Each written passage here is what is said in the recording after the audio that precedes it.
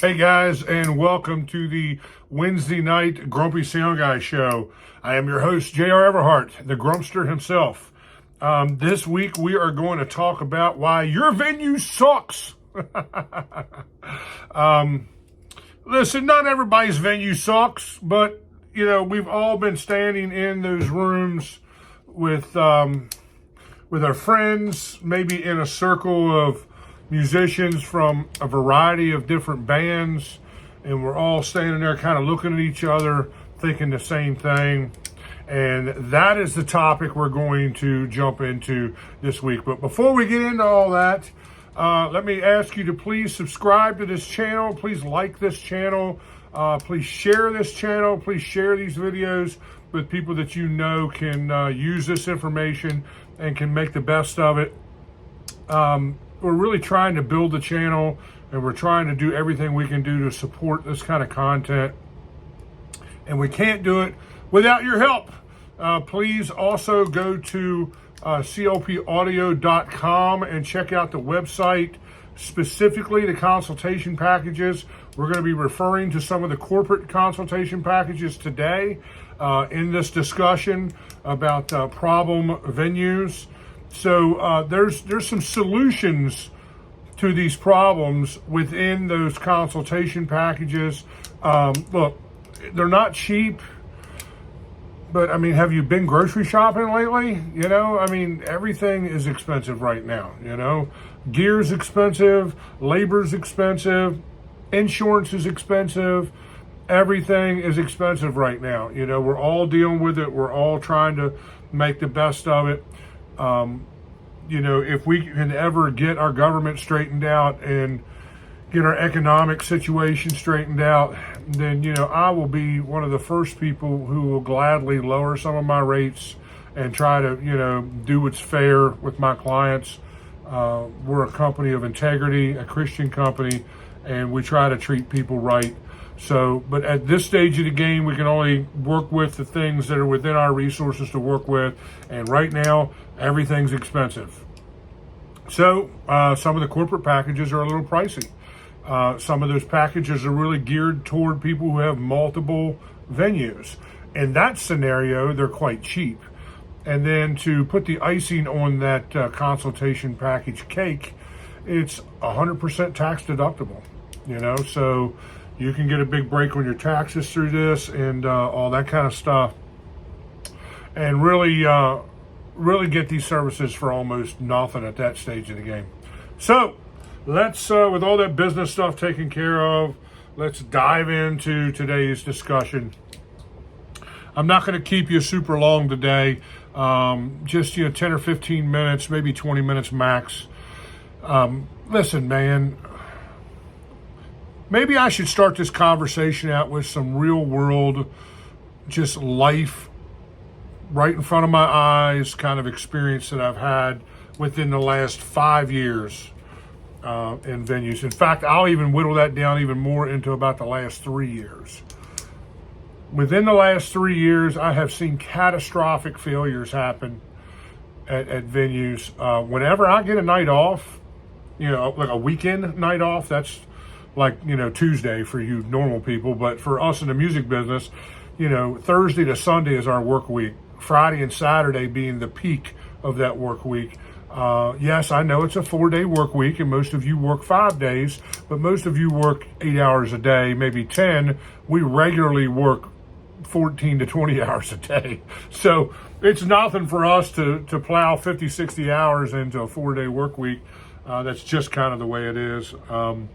So when I get a Friday or Saturday off, I always try to go out and support other people. Sometimes I just sit at home and do nothing, and just have the night off or whatever. But, I'm a single gentleman, and I don't really have anything at home tying me down besides my beautiful little Chihuahua, Rosie.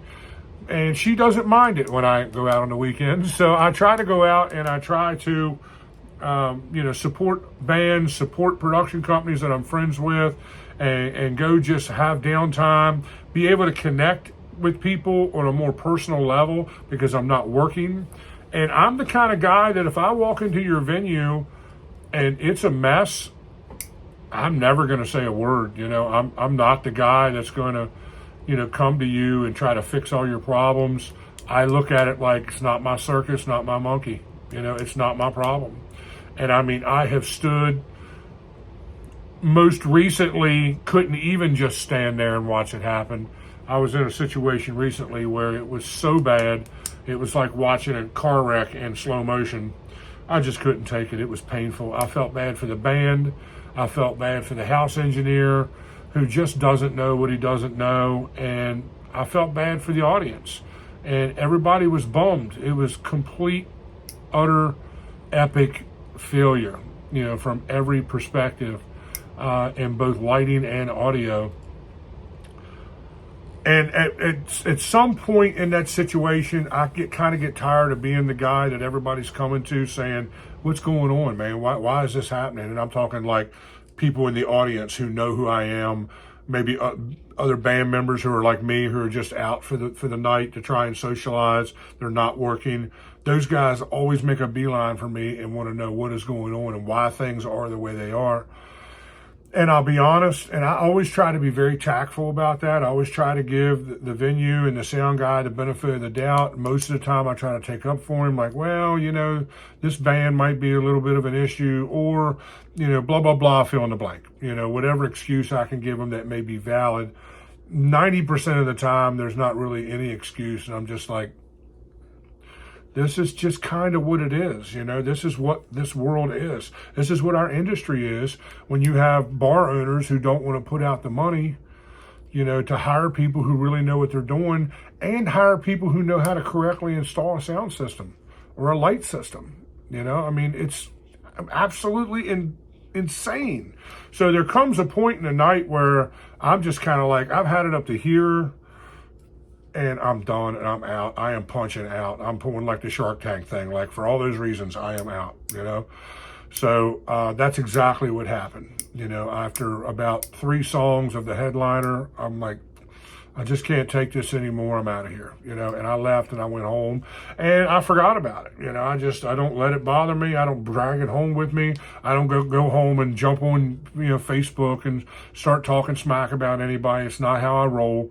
As much as you guys think that I am like the biggest jerk in the world sometimes, and calling people out. I had one guy not long ago say in one of my Facebook reels in the comments section, he was like, "I don't know how you have any business the way you talk about your clients." And it's like, 85.3% of the time, I'm not even talking about my clients. I'm talking about stuff I see other people do.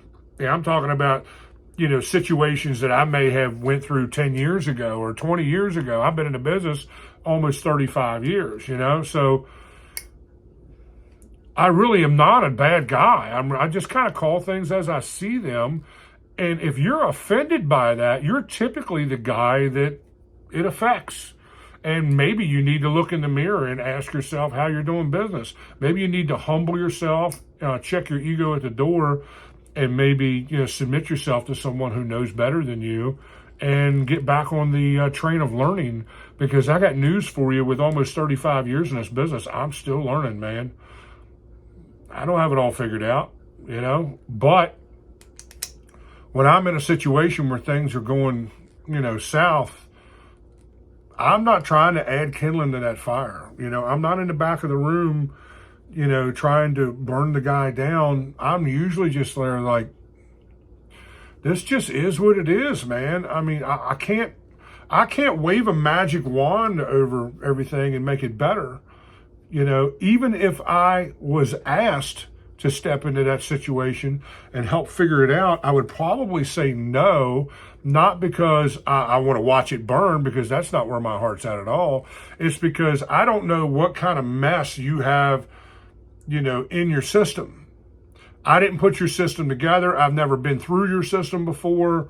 I don't know how you have routing done. I don't know what quality of cables you're using, which is like a huge, huge issue I see with a lot of clubs, is they just buy the cheapest, cables they can buy, and it shows, and then you got somebody coming in to fire up a system and half of it don't want to work, or a light rig that don't want to turn on or off, or get stuck in strobe or whatever. 99% of the time, that is super, super easy to fix by spending a few $1,000s on quality DMX cables and quality XLR cables, a quality, split snake, a quality, Cat 5e or Cat 6 cabling, to network your system together. I mean, all that stuff is the central nervous system of your systems, your house systems.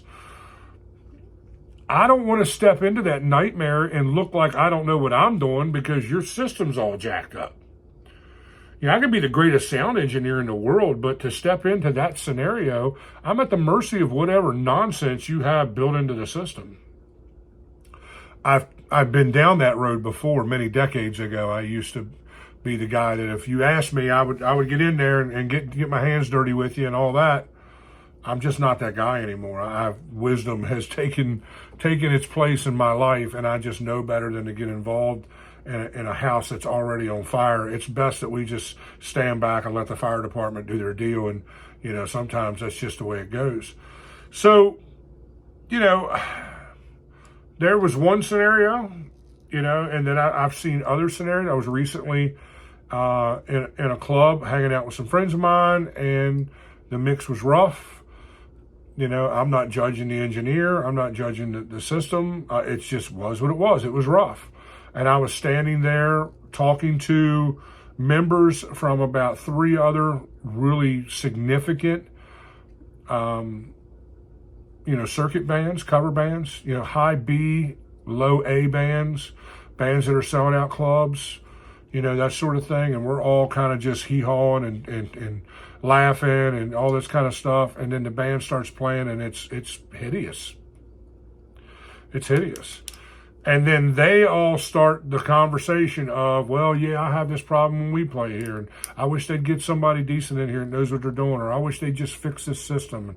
And I can think of 3 or 4 clubs, just off the top of my head in Maryland, and another 3 or 4 in Virginia, and probably more like 7 or 8 in Virginia, and another 2 or 3 in DC, Washington, DC.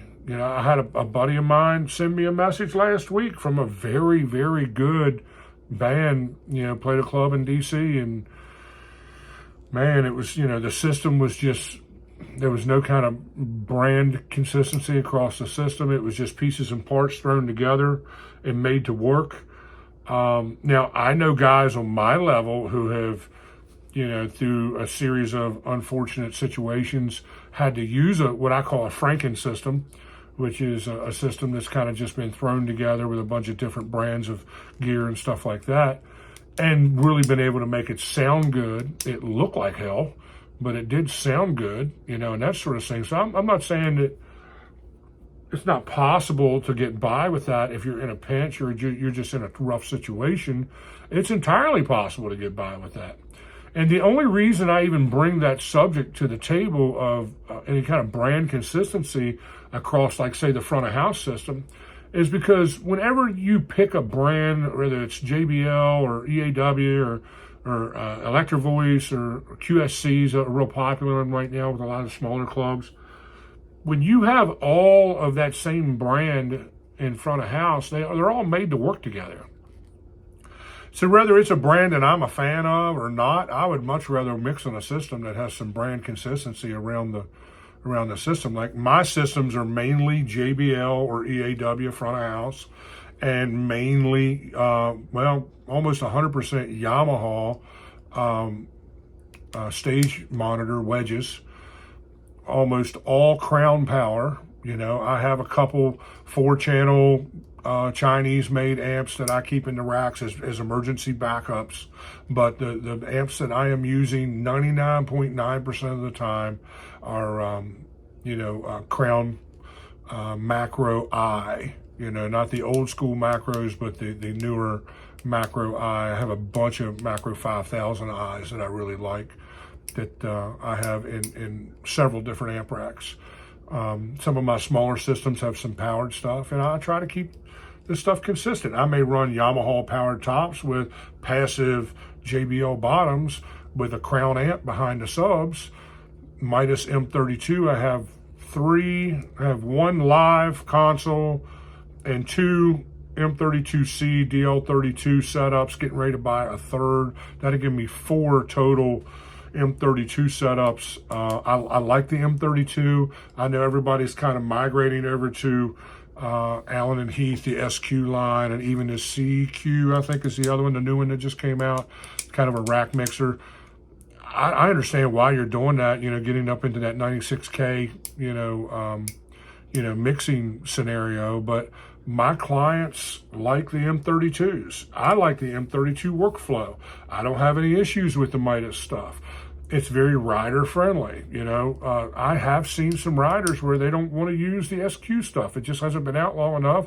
And, traveling band engineers they're not familiar with the workflow. I'm not saying it's a bad console. If Allen and Heath would come out with a 96K SQ 32 channel rack mixer, Allen and Heath, if you're listening to me, okay, please make that. And I would jump on that in a second. I would probably sell all my Midas stuff and go in that direction. I mean, I'd probably keep the M32 live because I got some nationals that like that console. But all the Wi-Fi stuff that I use on multiple systems that I have going out, they would all be that SQ 96K 32 channel rack mixer. I don't need a physical control surface. Not for 88% of what I do. I just need a really good rack mixer I can depend on that has some flexibility. The M32 stuff does it for me. So those are all the kind of things and all the ins and outs that I bring to the table, that my company, CLP Audio and Staging, brings to the table when you get under the umbrella of one of our corporate packages. So if you're a club owner watching this video and you're like, okay, JR, I hear you complaining about this, that, and the other, and systems not being correct. There's one guy, man, that has been a system tech for 2 big clubs in Baltimore for a very long time, and he's a freaking cancer to these nightclubs. He is the reason why we can't have nice things in those clubs, because he's got ownership convinced that he knows what he's doing, and he absolutely does not. And the guy's a half decent system tech, but the level of gear that he sells to these guys are ridiculous. And unless you got somebody in there saying, this is going to be expensive, it's going to hurt your billfold, but we're going to put a situation in place that you can depend on for 10 or 15 years without having to spend a whole bunch of money to keep up with it. You don't get that kind of real advice and real future-proofing in your systems with a guy that you're paying, $300 a week to. You're not going to get much. And some of these clubs are a prime example of that. So then, what you bar owners don't understand is the circuit bands are all standing around complaining about how you're the last club they put on their calendar when they're doing their calendar. They're going to put all the other clubs they enjoy playing in first, and then they're going to use your venue to fill in the calendar. And they're going to be, cringing when they do it, and they're going to do it reluctantly if they do it. I've been, I took over a venue about 8 years ago. And when I took over the venue, a bunch of the circuit bands that were coming in there said we had sworn off this venue and said we were never coming back because the audio was so bad, it was so horrible. And but the second we heard you were here, we knew that we were in good hands. And I spent 6 months fixing things in that venue, getting things where they needed to be, getting the room dialed in. I treated the room with some room acoustic stuff, You know, I did everything that I could do to make that room the best it can be. And we ended up being a powerhouse of a live music venue and a place people couldn't wait to get to. We were consistently having bands contact us to do video shoots and to record videos and stuff like that at our venue because it looked good, it sounded good, and it was just a really, really good track record of success that I had there. And I carry over all that stuff into CLP Audio and Staging. And if you're one of my clients, you know that's how I do business. And you know that we always put our best foot forward. We always try to give you the most bang for your buck. I know our prices are expensive, but like I said before, everything's expensive right now. So go to clpaudio.com. I could really talk about this for another hour. But I'll spare you that because we're already at the 20-minute mark, and I said that's when we'd cut it, so we're going to cut it. Go to clpaudio.com. Check out those corporate consultation packages. Don't let the sticker shock get in the way of how this can save you enormous amounts of money in the long term. You know, putting things in place, even the basic system service package, the bronze package, you know, getting me in there every month, you know, going through your rig, fixing problems one thing at a time each month, getting you super good deals on the upgrades that need to be done, and working with your in-house people, trying to train them and make them the best they can be and show them what is going wrong with your rig and how to put your best foot forward. So go on over there, clpaudio.com, check out those consultation packages, and please, again, like and subscribe, hit that notification bell, all that stuff, and I'll see you next time, guys. I love you.